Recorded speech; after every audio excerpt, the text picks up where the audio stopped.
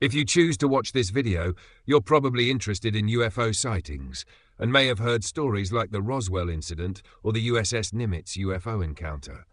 However, I can assure you, this one is different. You've likely never heard of it before, because it took place in a remote area of Indonesia in 1959. The events in Alor spanned several weeks, involved thousands of witnesses, and even drew in the military for investigation. What makes this story truly remarkable is its duration, the sheer number of people who saw it, and the significant involvement of authorities. Stay with us as we unravel this incredible mystery that has captivated minds for decades. In the mid-20th century, the tranquil islands of Indonesia's Alor archipelago found themselves at the heart of an enigmatic series of events that would baffle residents and spark whispers of the extraordinary. The year was 1959, and the stage was set for a tale that would merge the mundane with the otherworldly. It was early July, a period marked by the usual hustle of island life. Farmers tended to their crops, children played in the fields, and the skies were clear, a perfect backdrop for what was about to unfold. The first indication that something was amiss came from the village elders, who reported seeing a stranger wandering near their lands. This stranger was unlike anyone they had ever seen. Standing at an unusual height of 1.8 meters, with pale reddish skin and blonde hair, the figure was dressed in an entirely blue ensemble, long sleeves and pants paired with military-like boots. The figure seemed to be searching for something, moving methodically and inspecting the surroundings with an intense focus. The villagers, curious and cautious, watched from a distance as the stranger moved with an almost mechanical precision, occasionally stopping to examine the ground or nearby objects, as if looking for something specific and valuable. The villagers, accustomed to the familiar faces and routines of their community, found this apparition unsettling. The stranger, though seemingly harmless and polite, did not respond to their questions. His silence and aloof demeanor only fueled their suspicion and fear. Unable to communicate, tensions escalated, and in a moment of collective panic, the villagers resorted to their most primal instincts. They attacked with bows and arrows. But the arrows, which should have pierced flesh, seemed to bounce off, leaving the stranger unscathed. In a remarkable display of agility, the figure leapt over the villagers' heads and vanished into the dense forest. Days later, in another village on the same island, 6 similar beings were spotted. These strangers, each bearing the same distinctive features and attire, wandered into villages, peering into homes and seemingly searching for something. This repeated incident in a different village heightened the alarm among the islanders. The community was thrown into a state of heightened alert. The intruders' actions, though non-violent, were invasive and bizarre, further deepening the mystery. Reports of these strange beings wandering into villages, entering homes, and seemingly searching for something reached the local military outposts. The year was still marked by the remnants of wartime vigilance, and military personnel were stationed across the islands. Initially, the military, preoccupied with potential threats from the ongoing conflicts, dismissed the villagers' reports as non-threatening. They instructed the villagers to leave the beings alone as long as they did not cause any harm or disruption. News of these encounters spread like wildfire, reaching the local authorities. Alwi al-Haddad, the head of the police force for the Alor Islands, was initially skeptical. The stories sounded too fantastical to be believed. As these encounters continued, tension escalated among the islanders. The reports of strange beings entering villages, peering into homes, and abducting residents were finally taken seriously. Villagers, driven by fear and frustration, repeatedly reported these incidents to the local military outposts. Initially, the military, still preoccupied with potential threats from the ongoing conflicts, dismissed these reports as non-threatening and advised the villagers to leave the beings alone as long as they did not cause any harm. However, as the beings' presence became more intrusive and their actions more alarming, entering homes, opening windows, and even abducting villagers, the situation demanded serious attention. One resident, caught off guard, was paralyzed by a strange device one of the beings carried, a metallic cylinder that rendered him immobile before he was examined with an odd mirror-like tool that displayed unfamiliar landscapes. The resident, feeling a mix of fear and curiosity, noted that the beings seemed determined yet indifferent, focusing on the device without acknowledging his distress. It became apparent to the resident that the beings were trying to find a location shown in the mirror. However, unable to understand or communicate with the beings, he couldn't provide the information they sought. After what felt like an eternity, the beings released him, and he stumbled back to his village, recounting the surreal experience to the astonished listeners. The following day, a 6-year-old child was abducted by the same beings. The child, terrified and confused, was shown the same strange mirror-like device. The device displayed bizarre and otherworldly images that the child could not comprehend. Despite their alien demeanor, the beings did not harm the child. They offered him food, an unfamiliar and strange-looking substance. However, the child refused to eat it.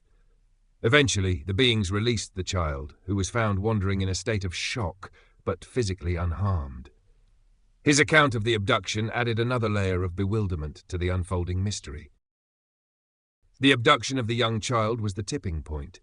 The villagers, now filled with fear and anger, reported the incidents to the military. This time, the response was swift and decisive. Armed soldiers were deployed to confront the intruders, working in coordination with the local police force led by Alwi al-Haddad. The police and military teams scoured the villages and forests, setting up strategic positions to trap the beings. Despite their thorough search, they found no trace of the mysterious visitors during the day. It wasn't until midnight that a breakthrough occurred. Policemen stationed in strategic locations around the island heard a series of explosive sounds. Upon investigation, they saw a figure standing just 13 meters away. The police opened fire, but their bullets had no effect.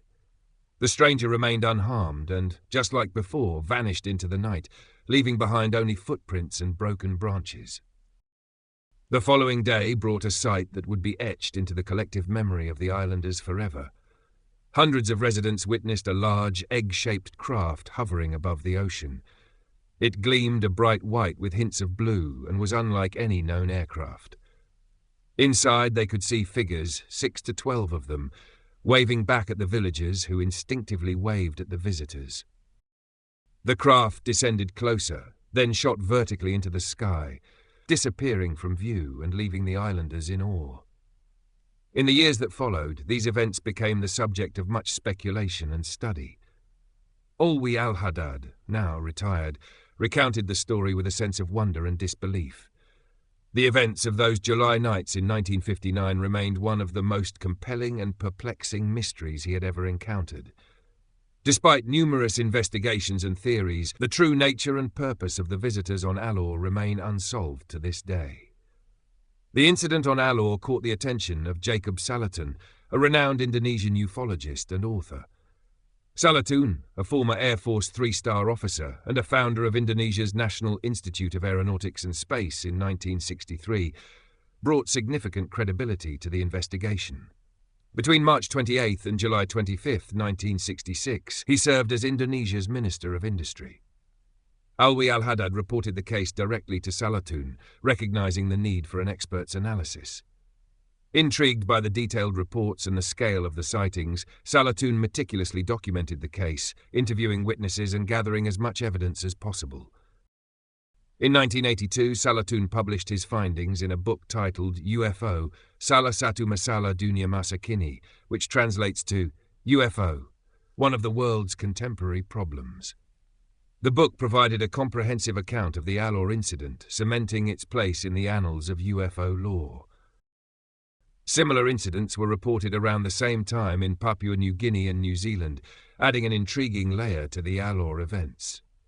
In late June 1959, just a week before the Alor incidents, residents in Papua New Guinea observed a bright, egg-shaped object hovering in the sky.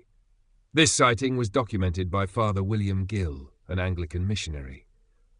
Over the course of 2 nights, Gill and 37 of his parishioners witnessed the phenomenon. They described seeing humanoid figures on the deck of the craft, performing tasks and seemingly acknowledging the onlookers below. In a moment of remarkable interaction, the figures waved back at the residents who had waved at them. This event, known as the Boyanai Visitants, was characterized by the apparent communication and the clear visibility of the figures, drawing a direct parallel to the encounters on Alor, where the beings also exhibited a form of interaction with the locals. Then, on July 13th in New Zealand, a woman named Frederick Moreland had a startling encounter. Early in the morning, she witnessed two bright green lights descending from the clouds and landing near her farm. These lights were part of a saucer-shaped object, with orange jets around its perimeter. Moreland described how the object hovered silently, its lights illuminating the area in an eerie glow.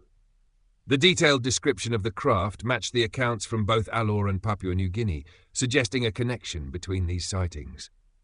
Moreland's sighting, like those in Alor, involved close proximity and a detailed view of the unidentified craft, adding to the credibility and consistency of the reports from this period.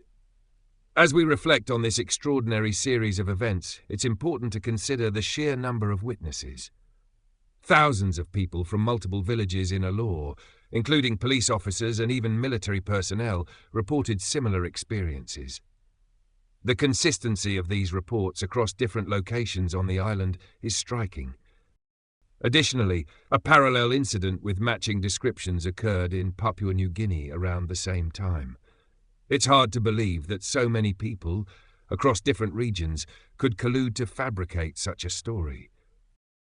The credibility of the witnesses, including high-ranking officials and ordinary villagers alike, lends significant weight to the authenticity of these encounters. These events challenge us to remain open-minded about the mysteries that still elude us, urging us to consider the possibility that our understanding of the world may still have room for the unknown.